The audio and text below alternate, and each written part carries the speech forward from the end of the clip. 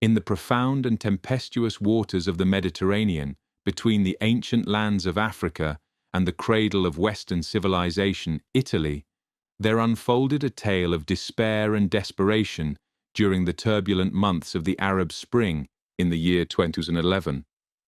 It was amidst this chaos that the forlorn island of Lampedusa bore witness to a grim procession, a myriad of vessels, poorly maintained relics, and stolen tugboats, crowded beyond reckoning with souls fleeing the tyranny of Gaddafi's fallen regime. These vessels, laden with humanity stacked as cordwood, presented a harrowing visage. Individuals, bereft of any comfort, found precarious perches upon every conceivable space, even as they dangled their weary legs over the scorching breath of exhaust stacks. The scene was one of dire hopelessness, the air thick with despair, as these crafts, barely seaworthy, tempted the merciless sea. Yet the horror did not merely lie in their pitiful state, but in the utter fragility of their existence upon these perilous waters. Minor maladies such as a small fire, or the ingress of water, which under normal circumstances would be but trifling inconveniences, here portended doom. With decks so crowded that movement was all but impossible, these slight distresses often spelled the loss of the vessel and, frequently, the souls aboard. Compounding this dire predicament was the dread of the engine's failure, leaving the vessels adrift, with none aboard skilled in the art of maritime repair. These forsaken souls could but drift, clinging to the fragile hope of rescue, a hope often dashed by the cruel calculus of politics and profit. For the rescuing ship, upon taking on the huddled masses, found itself ensnared in a morass of legal and moral obligations. The journey northward to the promise of European shores was no guarantee of sanctuary. Once the immediate peril was mitigated, no nation was compelled to grant succor to these weary travellers. Italy, overwhelmed by the ceaseless tide of illegal migration, might simply deny entry, leaving the rescuer and the rescued alike in a nautical purgatory. Ships could be stranded with their human cargo for days, sometimes weeks, as their flag state pleaded for a port to accept them. The record, I recall, stood at a despairing 23 days.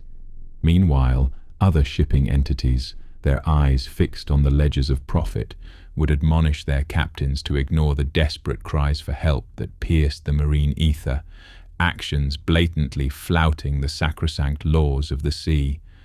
Thus, to witness these migrant boats, each a small universe of hope and despair, passing by in the vastness of the Mediterranean, and to know that for many aboard, the touch of terra firma might forever remain an elusive dream, was an observation of profound horror and inescapable pity.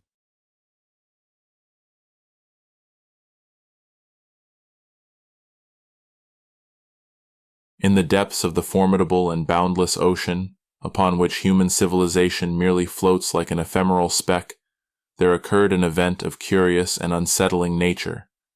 It was upon a chill and storm-watched day, when the gray vault above was torn asunder by twin waterspouts, their spiraling forms a grotesque dance of nature's unbridled fury. These watery colossi, while a fascinating spectacle to behold from the secure bulwarks of our submarine, threatened the smaller crafts that dared the tumultuous seas. I longed to witness this anomaly, not through the cold detachment of electronic monitors, but with mine own eyes. Yet our vessel, a titan of steel and secrecy, began its descent into the abyss, denying me the pleasure. As we submerged into the somber depths, where light dares not trespass, an occurrence most unnerving befell us. A sound, metallic and scraping, echoed through the confines of our submerged sanctum, as if some ancient leviathan of the deep had grazed our vessel in a blind curiosity or malevolent whisper. This sound, though brief, left a residue of dread upon the crew, a reminder of our fragile existence against the infinite and indifferent ocean. the vastness of the Pacific, a daunting expanse stretching from the wild shores of the West Coast to the distant mystic lands of Hawaii, and beyond to the realms of Japan, the Philippines, and Australia, engulfs the mind with its immensity. Out here, away from the sparse trails marked by human endeavor and the shipping lanes that carve paths of ephemeral safety, one is confronted with the stark reality of isolation. The ocean's boundless horizons extending into eternity stir a primal fear within the soul of being utterly and hopelessly alone. In my youth, the dire situation of finding oneself adrift was met with grim equipment, a Steinke hood, a meager hope of reaching the surface, only to be greeted by the cruel embrace of hypothermia or the torturous afflictions of the bends. Though modern advancements offer a semblance of hope, the challenge of survival in these cold, unyielding waters remains a formidable adversary.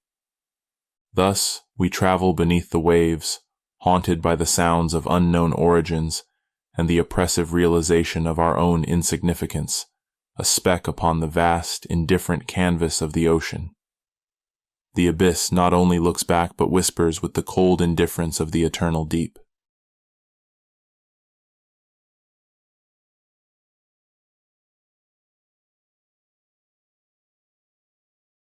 Assault of a Japanese submarine, which unleashed 2 torpedoes into her steely flank.